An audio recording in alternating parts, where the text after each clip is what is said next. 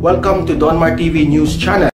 Hinatulang guilty ng Korte Suprema si Presidential Advisor for Poverty Alleviation Secretary Larry Gadon sa kasong gross misconduct dahil sa perjury at mga akusasyon na batay lamang sa hearsay. Nag-ugat ang kaso ni Gadon dahil sa pagsisinungaling nito sa kanyang impeachment complaint laban kay dating Chief Justice Maria Lourdes Sereno. Ayon sa Public Information Office ng Supreme Court, alam ni Gadon na wala siyang personal na impormasyon o patunay sa kanyang akusasyon na nag-falsify si Sereno ng Temporary Restraining Order o TRO ng Korte. Gayunman, isinama pa rin ito ni Gadon sa kanyang impeachment complaint para ipakitang may kredibilidad ang kanyang walang batayang akusasyon. Pinagmumulta ng Korte si Gadon ng 150,000 pesos at hindi na rin siya maaring bigyan ng judicial clemency. Hindi na pinatawan ng disbarment ang opisyal dahil una na siyang inalis sa pagiging abogado ng Korte Suprema. Ayon naman kay Gadon, tumigil na siya sa pagpunta sa mga korte at mas pinagtutuunan niya ang pagiging corporate executive kaysa practicing lawyer. Kaya naman ang disbarment niya ay wala ng epekto sa kanya. Ang multa din anyang 150,000 pesos ay labis at walang batayan kahit sa umiiral na batas o jurisprudence. Following the recent change in the Senate leadership, newly elected Senate President Francis Cheese Escudero is set to meet with his counterpart, House Speaker Martin Romualdez. Escudero says he will bring up the relations between the two chambers of Congress to avoid political bickering as he takes over the Senate helm. Sabi ko sa kanya, mag-usap at magkita kami sa darating na linggo marahil para mapag-usapan una sa lahat ang relasyon ng Kamara at ng Senado na sana maayos, wala nang palitan na maanghang na salita. The controversial economic charter change will also be discussed. On Wednesday, May 22, Romualdez expressed optimism that the Senate will consider amending the economic provisions of the Constitution under Escudero's leadership. For now, the deliberations on economic cha-cha has been suspended pending the new chairman of the subcommittee of the Senate Committee on Constitutional Amendments and Revision of Codes following the resignation of Senator Sonny Angara. Despite this, Escudero maintains he is not in favor of charter change. This as he maintains that the manner of voting, whether jointly or separately, is unclear in the House version. The new Senate chief remains firm that he will only reconsider his decision if there would be a guarantee that the two houses will vote separately and the powers of the Senate will not be diminished. Call a spade, ano ba talaga gusto? Yun na lang yung tanongin natin. Dapat hindi maapektuhan sa kung anumang hugis, kulay o itsura ang kasalukuyang mga kapangyarihan at prerogative ng Senado.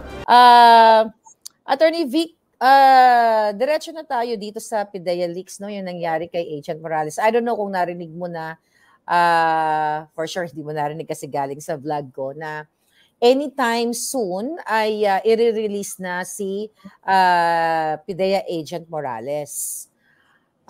Yun yung breaking news ko kanina, na nakausap ko rin yung anak niya na confirmed na daw po na i-release na si agent. So my question is, ano ba yung nakita mo doon sa Senate hearing ng pagka-contempt sa kanya? Na cite in contempt siya dahil lang doon sa PDS na yon. Ano yung maibibigay mong opinion as a lawyer noong nangyari noong May 20?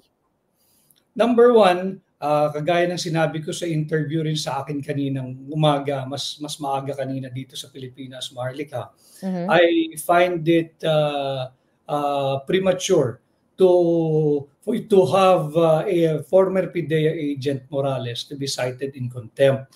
Dahil ang dami pang mga call it players or persons of interest na nabanggit na hindi pa nagbibigay ng kanilang pahayag diyan sa nagaganap na committee hearing ni Senator Bato as chairman ng committee, kagaya na lamang nung Indian National na si James Kumar.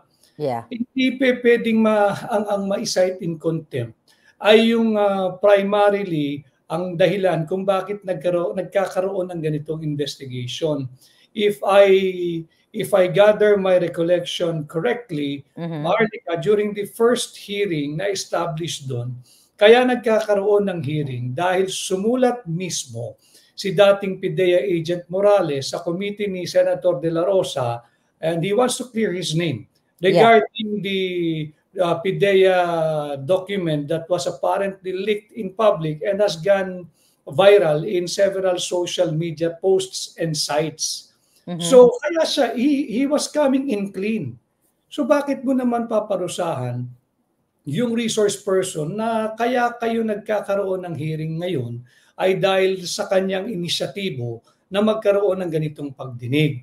But anyway, nangyari na yung nangyari, nasabi na yung nasabi. It's heartening to know from you now na any moment ay ibabalik na ang kalayaan ni ex-PIDEA Agent Morales. And it's a very, very good sign, Maharlika, that pag nagsama-sama ang kolektibong boses ng mamamayang Pilipino, nakikinig at makikinig ang kahit na sinong opisyal ng pamahalaan at talaga namang may pressure pag nakikita mo na tumitindig na at talaga namang nagagalit na yung sambayan ng Pilipino.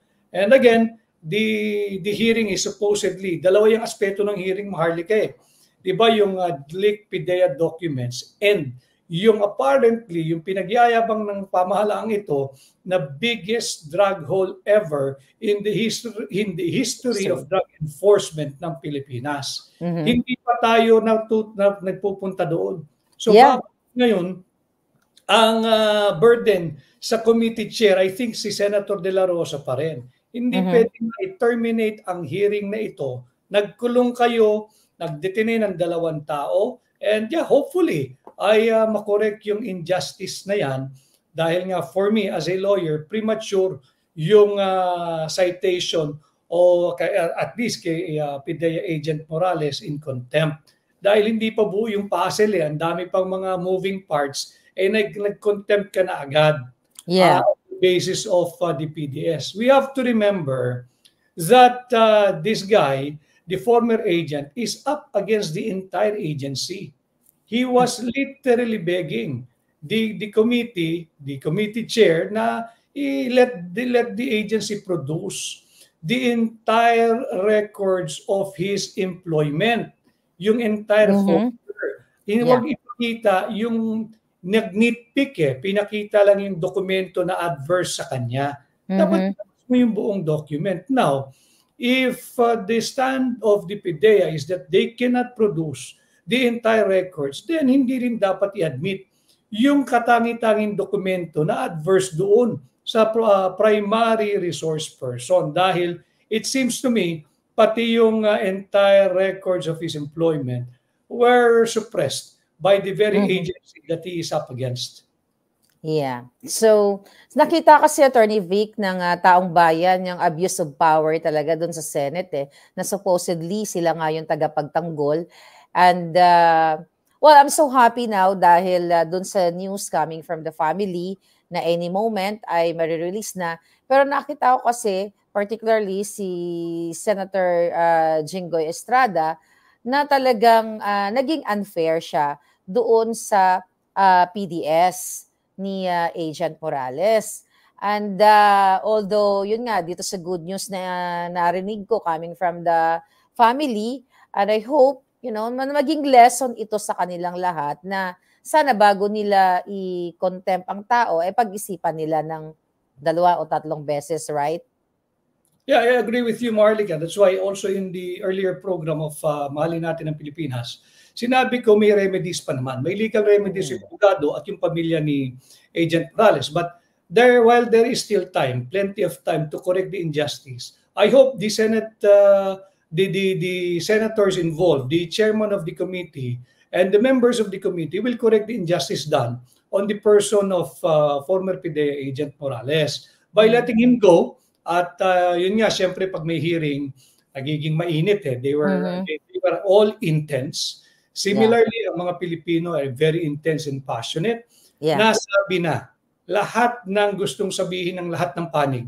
Nangyari na lahat ng maaaring maganap at mangyari So pagka lumamig na ang ulo ng lahat, I was confident that the member of the committee, si Senator Jingo Estrada, who himself was a victim of injustice not too long ago, during the time of the President Noynoy Aquino administration. He was a victim of injustice. So I was somehow confident na pag lumamig na ulo ng lahat at lahat ay magiging reasonable at we will let reason guide our conduct again, maiko-correct yung injustice na yan. And hopefully, as we speak, yung sinasabi mo nga, nakausap mo na yung pamilya, hopefully, any moment ay mabigay na yung kalayaan muli ni former Agent Morales at mismong yung biktima dati ng injustice during the time of former President Noynoy Aquino, siya rin ang magko-correct at magtutuwid ng injustice na ito na sinapit ni Agent Morales. At ang maganda nga rito, makikita natin na yung diwa ng collective voice of the people, pag nagsama-sama, pinakikinggan at pakikinggan pa rin talaga ng kahit na sinong opisyal ng pamahalaan. Yeah. And I hope itong pag-release nga dito kay pagre-release pa lang kay Agent Morales, ito na nga yung reason ng pagsama-sama natin or collective voice ng taong bayan, kaya nagkaroon ng ganitong positive reaction. Attorney Vic, kung gaano ba katagal pwedeng i-detain ang isang resource person na na-cite in contempt? Well, for as long as the duration of the recess, while the Senate is in recess, pwedeng makulong yan. But any moment din naman, during that period of recess, pwede rin naman siyang ipalabas. Babalikin ko nga yung kakasabi ko lang kanina, Maharlika. Total, nasabi na ang lahat ng pwedeng masabi ng lahat ng panig at naganap na lahat ng maaaring mangyari. Pagka dumating na yung period na malalamig na ang ulo, yan naman, papasok yung pagiging reasonable ng lahat. At hopefully, we're not speaking too soon. Hopefully, any moment now ay makalabas na sa kanyang detention room, not cell, detention room sa Senado si former Agent Morales at we can move forward and moving forward, looking ahead, we can expect na lahat ng mga dapat pang ipatawag sa muling pagbubukas ng sesyon ay ipatawag ng komite ni Senator De La Rosa, kagaya ni Indian National James Kumar. Yes. Actually, I'm in contact with the third floor studio, na I think papunta yata sila sa Senate. So anytime, pwede silang mag-breaking news sa atin, Attorney Vic, just to let you know, pasensya ka na kung papasok sila. But next problem with me, I'm willing to give way at mas mahalagang usapin yung kay Agent Morales if he will be joining you anytime soon. Sa kaalaman ng taong bayan, to educate us, kung let's say for example, hindi siya i-release ngayon, 'di ba, naka-break sila. So ano yung legal remedy ng pamilya ni Agent Morales para ma-i-release siya? Well, the lawyer of Morales, I do not want na pangunahan siya, but he knows the proper remedy available with the courts. And I believe that the courts will stand by its independence at will not be persuaded or dictated upon by any co-equal branch of government.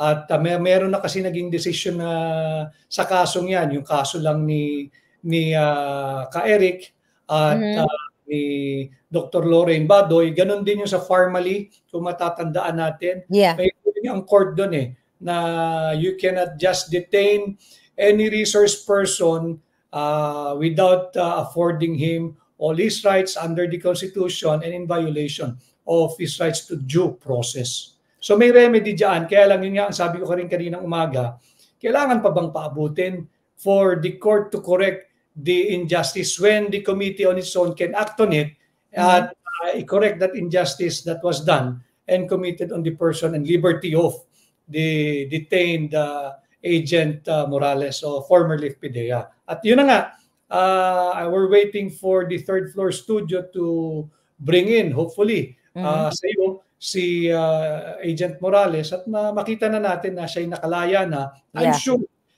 yung kanyang pamilya ay worried na worried hanggang sa ngayon at inaantay na rin ang kanyang pag-uwi. Remember, he is also ahead of his family. Ama din yan, asawa din yan, at kaibigan din yan sa marami.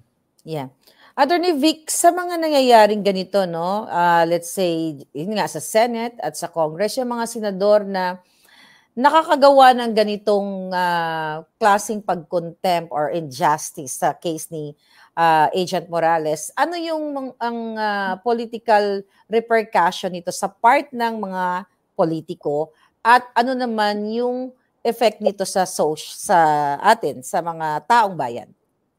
Well, ang effect sa taong bayan na talagang jolted ang taong bayan dahil yung primary reason kung bakit nagkakaroon ng ganitong pagdinig, yun mismo ang nakulong and was in contempt. Tapos naman doon sa mga involved na official, syempre nagmamasid ang sambayan ng Pilipino. Kaya nakikita ko yung mga comments doon sa comment section ng marami at iba't ibang vlogs. Talagang mararamdaman mo yung puot ng mamamayang Pilipino. And I think this time, talagang naramdaman din ng mga opisyal na they have to correct on their own. They have to correct the injustice committed. At sana nga magtuloy-tuloy habang nagaganap ang ating interview, ay mabigyan at may balik ang kalayaan ni Mr. Morales. Attorney Vic, doon sa hearing ay biglang nag-show up itong Indian National, ito nga si James Kumar, na siya ay naka-robe sa ospital at nakapajama pa sa loob. At ayon sa kanyang abogado, siya ay naka-admit sa Makati Medical Center at nagkaroon daw siya ng transient ischemia attack or slight na atake sa puso at kaya na-confine siya doon sa Makati Med. Pero yung mga netizen at ako, chinek namin, kinumpare namin yung hospital gown ng Makati Med is totally different sa suot-suot ni James Kumar nung siya ay biglang nag-show up doon sa Senate hearing. And walang nakitang mga manifestations doon sa claim ng kanyang lawyer na nagkaroon siya ng mild heart attack o wala man lang sneezing or coughing, wala kang makita na siya ay dumanas sa ganun klaseng claim ng kanyang abogado at the fact na hindi nagtugma yung hospital gown at ng kanyang robe na suot. Ang sabi nga ng karamihan, ito ay parang nagbabakasyon sa isang hotel. I don't know kung napanood mo,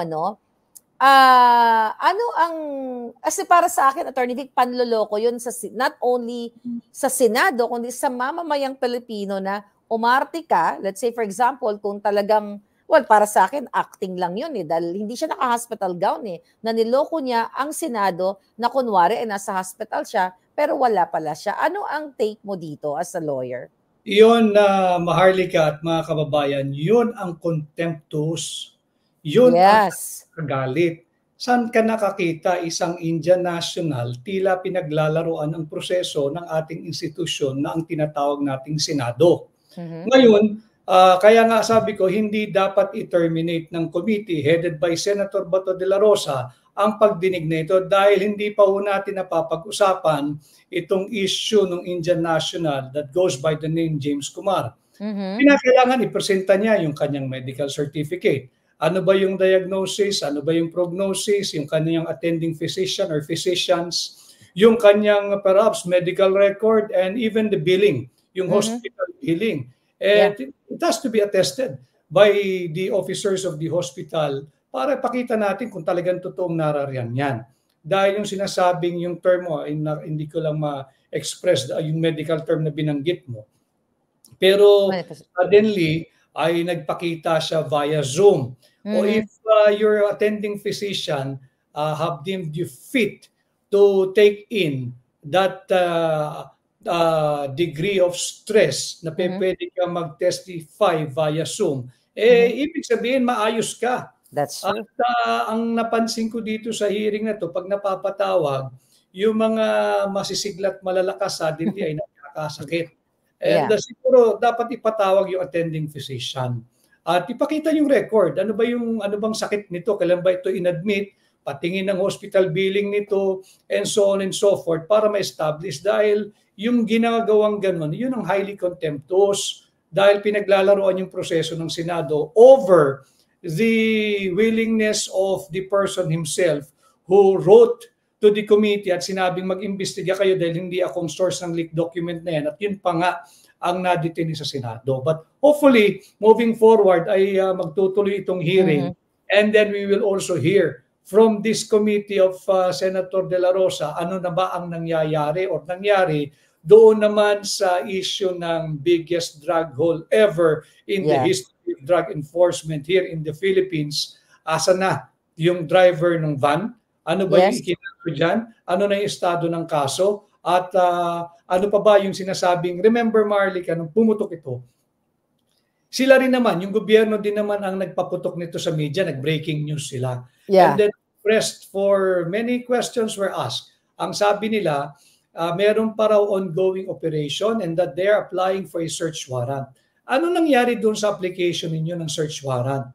Ito ba ay pinagbigyan ng korte or na-deny? Kung ito'y pinagbigyan, kailan ninyo in-enforce yung search warrant? Saan? At anong naging resulta? At kung ito na may hindi pinagbigyan at naaprubahan ng korte, bakit? Yun yung mga tanong na kinakailangan nilang sagutin dahil at nasaan yung na missing around 500 kilos ng sinasabing nawawalang inventaryo ng shabu. Yeah. So, going back doon sa PIDEA leaks, Attorney Vic, would you agree na dapat ipatawag yung nabanggit na pangalang Lam or Lisa Araneta Marcos as one of the masterminds doon sa dapat na pag-areglo kay Agent Morales doon sa CCTV inaipakita? If a complete investigation is desired, which is desired by many Filipinos who are following this investigation, yes, lahat ng pangalang binanggit ay dapat maipatawag. Now, yung sinabi nung chairman ng committee, si Senator Bato, patatawag daw muna si James Kumar, yung Indian National, at yung pagpapatawag sa isa pang pangalang nabanggit kay Lam or kay Lisa Araneta Marcos, ay depende doon sa sasabihin ni James Kumar. Yes, I think that is also a prudent way. But kinakailangan ipatawag muna yung Indian National James Kumar.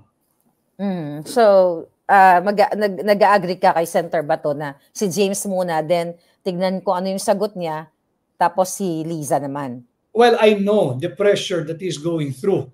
And lahat na nag-observe can feel it. But sige, just for the sake of prudence, patawag muna si James Kumar. Yung tanong mo kanina, ano ang remedyo ng mga Pilipino kung sa tingin nating dinedehado ng mga opisyal ng pamahalaan? And I'm not just referring to the senators or a senator or a congressman. In general, public official, especially the elective one, darating naman periodically ang mga halalan. We just have to be more discerning. And we just have to be more proactive. And ayusin natin yung ating pagpili ng ating mga tatayong leader ng ating pamahalaan. Yeah. Attorney Vic, doon naman kay dating Executive Secretary din na si Paquito Ochoa na binanggit nga ni Agent Morales na isa sa taong pumigil doon sa nag-utos doon kay sa kanyang Director Kadapan. I forgot the exact apelyido. But anyway, na isa sa nagpigil ay si Ochoa doon sa supposedly raid nung March 11 of 2012. So doon sa questioning ng mga senador ay hindi man lang na cross-exam. Parang tinanong lang nila na totoo ba na ikaw ay isa sa mga pumigil nung raid na yon? Siyempre sasagutin niya hindi. Wala nang follow-up question or wala nang cross-exam. Ano sa tingin mo? Bakit ganun? Well, ako personally, ang brief answer ko dyan, Maharlika, I know you understand because we were both former executive secretary and I don't think magandang ako ang magko-comment doon. But ako lang, dapat siguro meron pa. Marami pa tanong na maaaring itanong. Because I was also invited in the past Blue Ribbon hearing. And I opened myself to a lot of questioning. And I answered them one by one, point by point. So inaasahan ng sambayanan, ganun din. And I think the same thing is happening or happened to former Executive Secretary Salvador Bingbong Medialdea dito naman sa mababang kapulungan. He presented himself and he answered many questions that were propounded by the committee investigating the so-called gentleman's agreement. How about Attorney Vic dito sa pagbabago ng liderato ng Senate President, yung kaguluhan din kasabay ng PIDEA leaks right after hours lang yata biglang sumumpa na si Chis Escudero. Ano sa tingin mo ang nangyayari dito? Then after that, na nag-change ng presidency sa Senate, nagkaroon ng dinner, may invitation itong Malacanang dito sa mga senador na ito na nag-sign to remove Mig Zubiri. Hindi yun nangyari nung araw lang na yun. At I'm basing my conclusion and opinion on the strength of former Senate President Mig Zubiri's statement immediately after he stepped down as the Senate President. Siya mismo nagsabi, ang kadahilanan kung bakit siya napag-initan ay dahil hindi siya sumusunod sa dikta ng higit na mataas o makapangyarihang uri. Hindi, pag inanalyze mo yung sinabi niya, Maharlika, he is the Senate President. At co-equal branch ang executive, legislative at judiciary. So walang pwedeng higit na mas nakatataas sa kanya except those belonging to the executive department. Yes. Very suggestive na may tawag sa kanya, pinipigilan yung investigation ng PIDEA, pinipilit yung Peking People's Initiative at huwad na charter change. And having said this, Maharlika, let me take these opportunities para sa ating mga kababayan na naririto sa loob ng Pilipinas at nasa labas. Hindi pa ho tapos at naglubos na natutuldukan ang kanilang pagtatangkang lapastanganin ang ating saligang batas. Ito na rin ay ayon mismo sa statement na ibinigay ni dating Senate President Mig Zubiri. Kaya ako ho ay mahigpit na nakikiusap. Let's continue to be vigilant and let us continue our noise and opposition to the fake charter change and the fake People's Initiative. Attorney Vic, I think nandito na ang third floor studio, no? Papasukin ko lang sila. Hello, hi Pam. Hello po, magandang gabi po sa inyo. Kasama ko rin po si Marlon. Hi Marlon. Magandang gabi po. Good evening, Ma'am Maharlika. Good evening, Attorney Vic. Ay, magandang gabi sa inyo. By the way, mga kababayan, ayan, breaking news. Pam, sure na ba na maire-release ngayon si Agent Morales? Sure na ma'am na makakalabas. Kasabay po naming pumasok ngayon sa Senate ang legal advisor po ni PIDEA Agent Jonathan Morales, si Attorney Steve Badong. Nagpa-park lang kami ngayon and then later we will also see kung kami po ni Marlon ay makakapasok din sa OSAA para makover yon. Otherwise, we can wait for him na makalabas din at we will patch you in po sa sa nasa area na kayo, nasa Senate yes, na kayo. Po. Currently nandito kami sa loob ng Senate. Smooth naman yung pagpasok dahil in advance kinuha din po yung plate number at yung type ng sasakyan namin. So hindi na rin kami hinarang sa labas. Oh, that's good. So that is very telling na magkakaroon tayo ng magandang news today at maihahatid natin sa kanyang bahay si Agent Morales, ma'am. Live na live. Ayan. Thank you so much. Aantabay kami ha. Maghihintay kami. Tatapusin ko lang yung interview ko kay Attorney Vic, but please stay dito sa ating Yes po. Yeah. Thank you so much sa inyong update. Okay, I'll talk to you again. Sabihin na, kung okay po. kami. Sa backstage lang kami, ma'am. Okay. Attorney Vic, thank you for sharing the time with us. Salamat. Ingat kayo. Ayan. So, yan. May breaking news tayo. That's good. At least na-confirm sa from the third floor studio na makaka-uwi na si Agent Morales.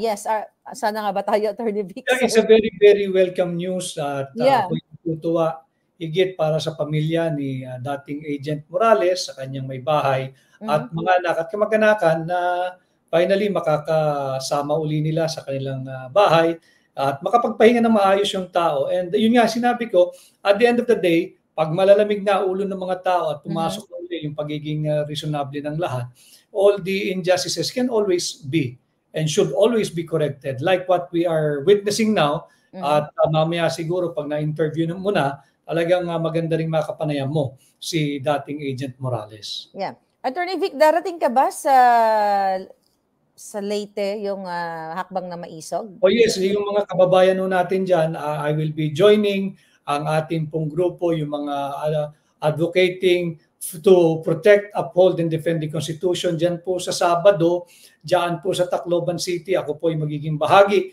ng hakbang ng maisog. Yeah. Magkita-kita po tayo at nariyan din po si Pangulong Rodrigo Duterte at makakasama natin. Attorney Vic, I think siguro ibalik ko mamaya-maya sila. Panghuli na lang, no, na katanungan.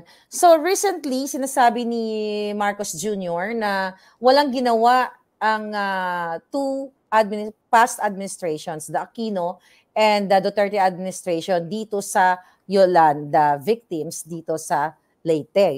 Yung pupuntahan ninyo. Anong comment niyo sa kanya na parang wala ginawa ang Pangulong Duterte, as in zero, doon sa mga biktima? Well, I feel sad for my friend who is the president now, President Bongbong Marcos. I think someone is feeding him the wrong information. I saw a video where the guest of honor is no less than then President Duterte, and I think he is among those in the crowd. At narinig din naman niya yung pasasalamat ng mga opisyal doon na yung ibinigay, inilahad, yung mga ginawa ng Administrasyong Duterte. So, yung mga pahayag may disconnect. And nakakalungkot na somebody is not doing his or her job properly. That's causing so much statements that are disconnected at attributable no less than sa Pangulo ng Bansa. Yeah. Attorney Vic, thank you so much for your time, and I hope, sa susunod muli at available kayo. I'm looking forward to see you here in the US.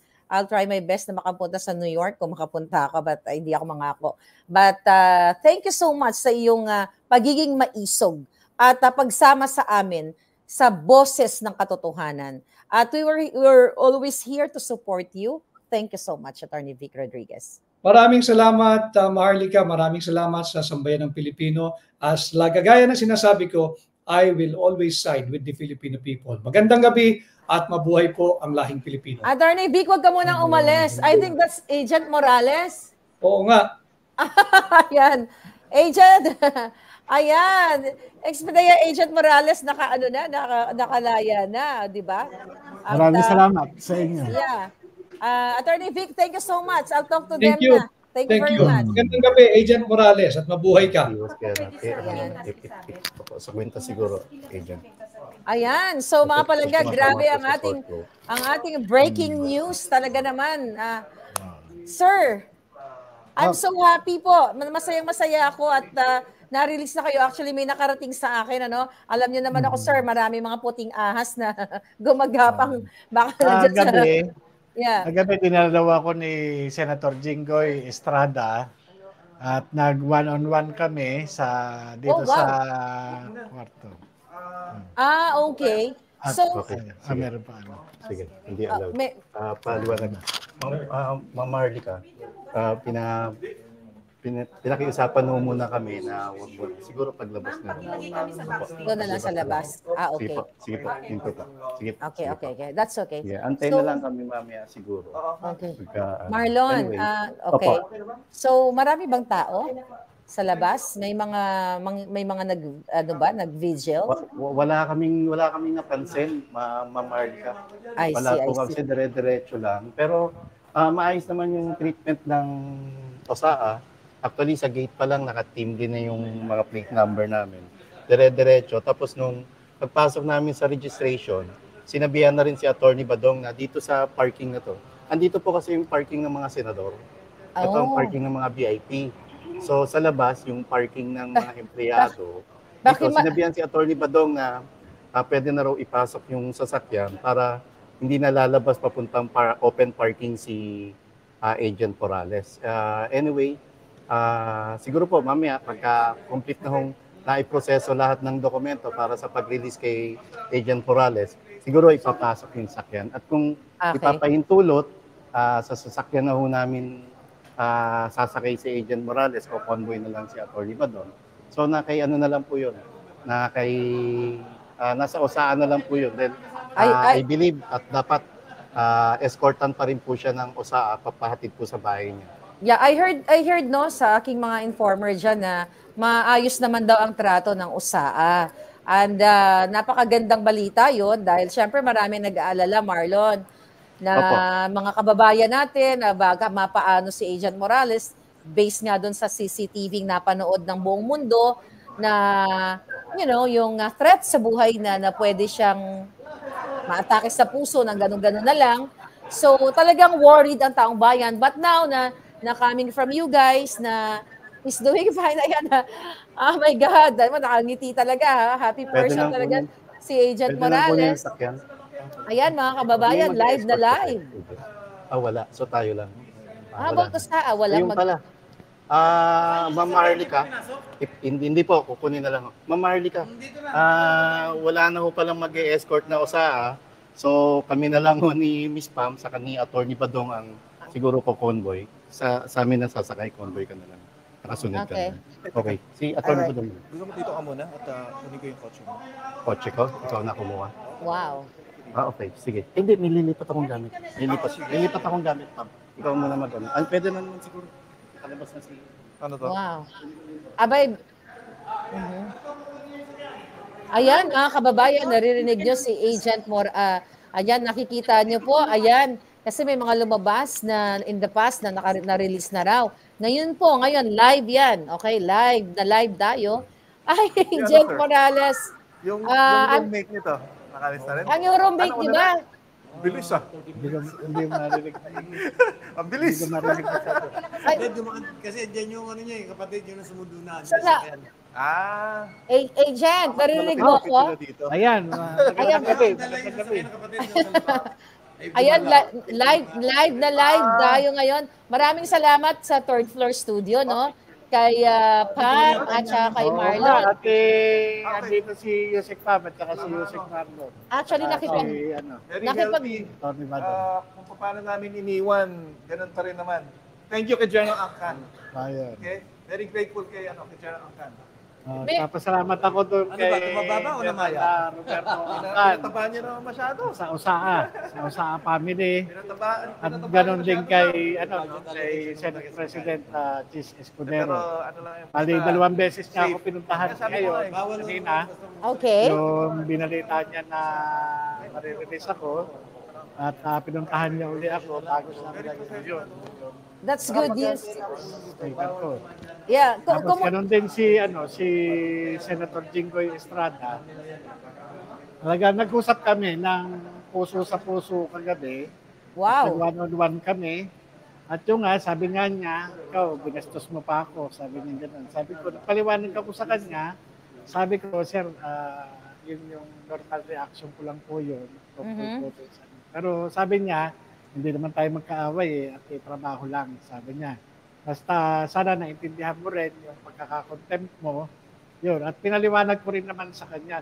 Dahil nung nakita ko yung dokumento, na rin ako, nagulat din ako dahil ngayon ko lang din nakita yun.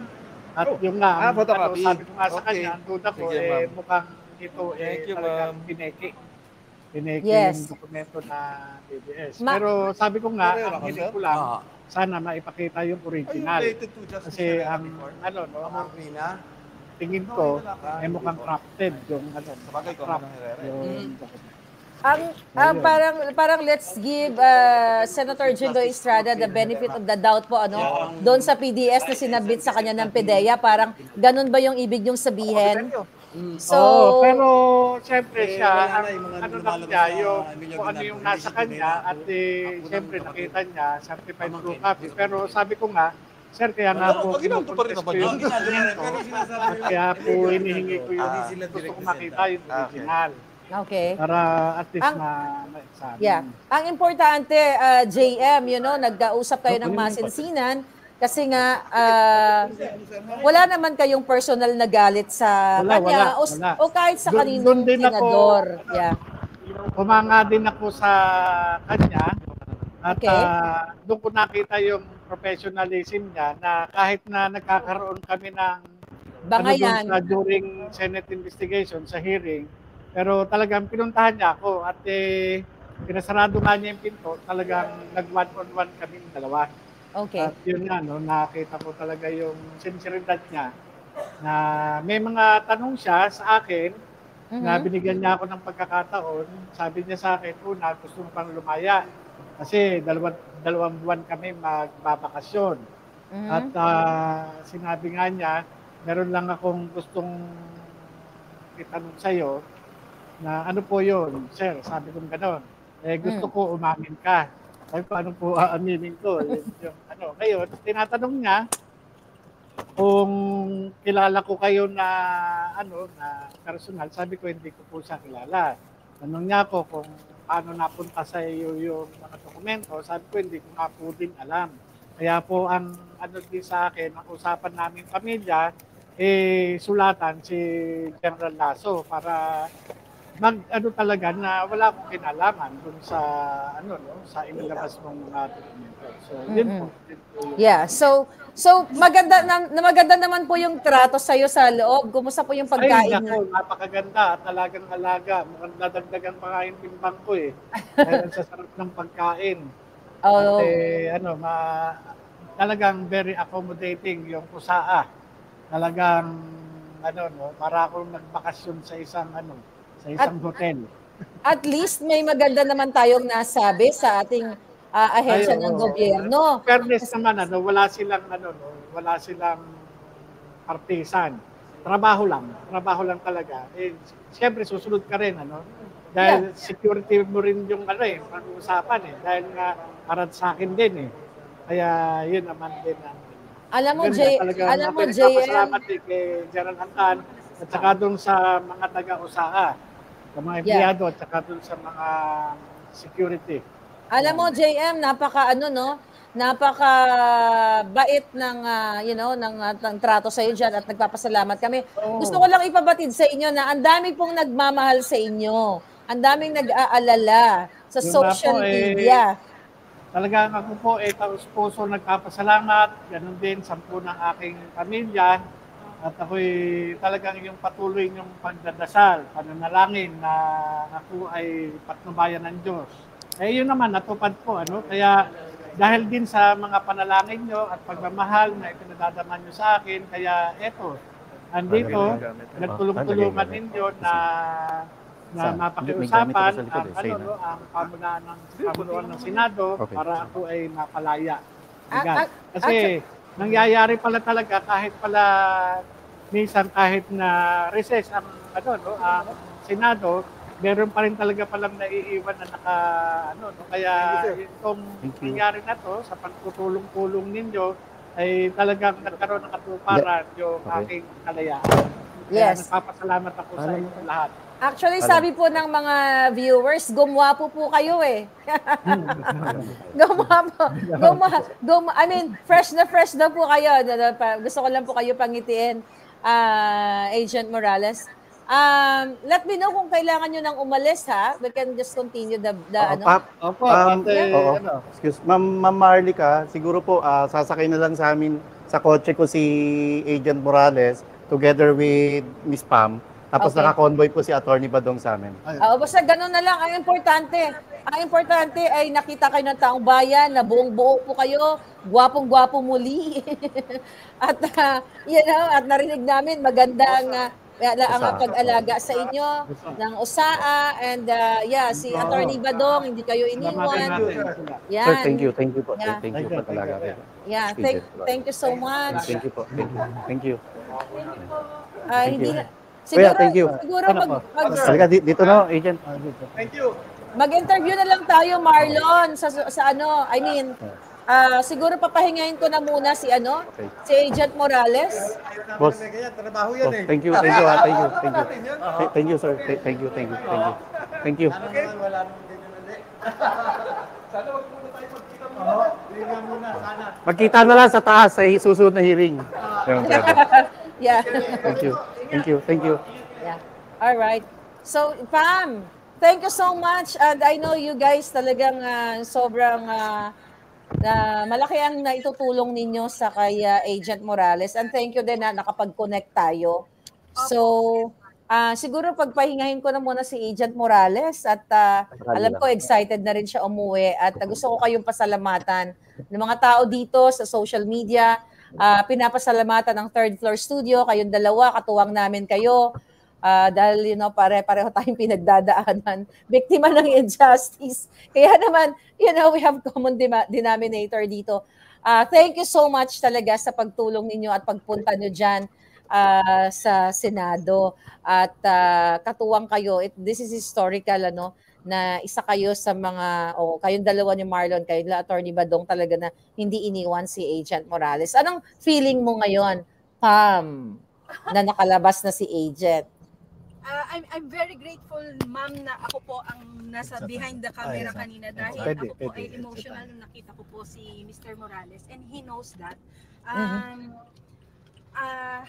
Masaya bilang isang Pilipino na maging bahagi nitong isang event na ang tema kalayaan, Yeah. At hustisya, at tayo po ay nagpapasalamat din kay Senator Jinggoy Estrada at kay new Senate President Cheese Escudero and kay Senator Bato for allowing this to happen and for Mr. Morales to now be with his family tonight, have dinner with them, yun ma'am, ma'am, we are on the road now Sige. Pero pwede pang kausapin si Agent Morales, sakay natin. For security reasons, ma'am. Yeah, but for security reasons, sige. Yeah. Okay. Sige, kaya nga. Sige. We will have Mr. Morales be with you later po pagkahatid and that will show na safe din namin siyang nahatid. Okay. Hihingi po tayo ng dasal sa lahat ng viewers ninyo na gabayan ng aming biyahe ngayong gabi. Yes. Ma'am Marlica, medyo ang concern ko lang, bakit walang kasamang USAA ngayon? Sana magbago isip o ibalik pa yung security ni Agent Morales kasi hindi naman porke galing na siya sa detention dito sa quarters, after ng paglabas niya, wala na i-provide na security para sa kanya. Sana makarating kay Senate President Cheese Escudero, kay Senate Pro Tem Jinggoy Estrada, at saka syempre sa committee chairman na si Senator Bato de la Rosa. Yeah. Well, nakikita tayo ng taong bayan ngayon. So, nakikita natin yung mga lapses na dapat i-improve ng ating ahensya ng gobyerno, katulad ng Senate. So, for sure, naririnig nila tayo. It's not, hindi yung time ngayon ng pamboboljak ko. Because I'm so happy, na nakikita ko si Agent Morales. Sige na, hindi ko na po kayo, patatagalin pa. Mag-ingat kayo and I'll talk to you later. Maraming salamat, ma'am. We'll see you later po. Thank you. All right. Thank you po. Okay, bye-bye. So, ayan mga kababayan, ayan ang kanilang YouTube channel, ang Third Floor Studio, na nakipag-connect po ako dahil nga na balitaan ko sa ating puting ahas na lalabas na si Agent Morales. I'm looking forward na mas makapag-relax na muna siya, then later interviewin natin siya. Yun na lang muna mga palangga. Thank you so much and please share at i-spread natin ang good news na na-release na at makakauwi na ng bahay si PIDEA Agent Morales. Thank you so much.